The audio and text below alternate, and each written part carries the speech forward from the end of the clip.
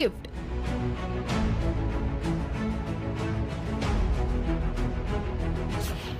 लाडकींना मिळणार 3000 रुपये। 2 महिन्यांचे हफ्ते एकत्र मिळणार।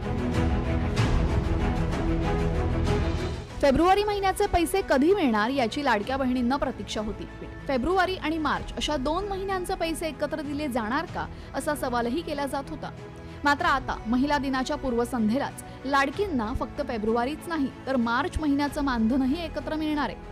बालविकास विभागाच्या मंत्री अदिती तटकरे यांनी ट्विट करत ही माहिती दिली आहे। महिला दिनाच्या पूर्वसंध्येलाच म्हणजे 7 तारखेलाच सर्व पात्र लाडक्या बहिणींच्या खात्यामध्ये 3000 रुपये जमा होणार आहेत। दरम्यान काय ट्विट केलेले त्यांनी पाहूयात। लाडक्या बहिणींना महिला दिनाची भेट। महिला दिनाच्या पूर्वसंध्येलाच मुख्यमंत्री माझी लाडकी बहीण योजनेतील सर्व पात्र लाभार्थ्यांना फेब्रुवारी आणि मार्च महिन्याचा लाभ दिला जाणार आहे। 7 मार्च 2025 पर्यंत सर्व पात्र लाभार्थ्यांच्या बँक खात्यात 2 महिन्यांचा सन्मान निधी 3000 रुपये जमा होईल।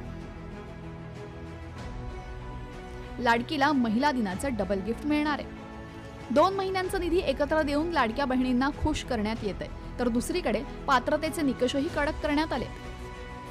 गेल्या 2 महिन्यांमध्ये 9 लाख लाभार्थ्यांची संख्या कमी झालेली आहे। छाननीमध्ये जानेवारी महिन्यात 5 लाख तर फेब्रुवारीमध्ये 4 लाख महिला अपात्र ठरल्या।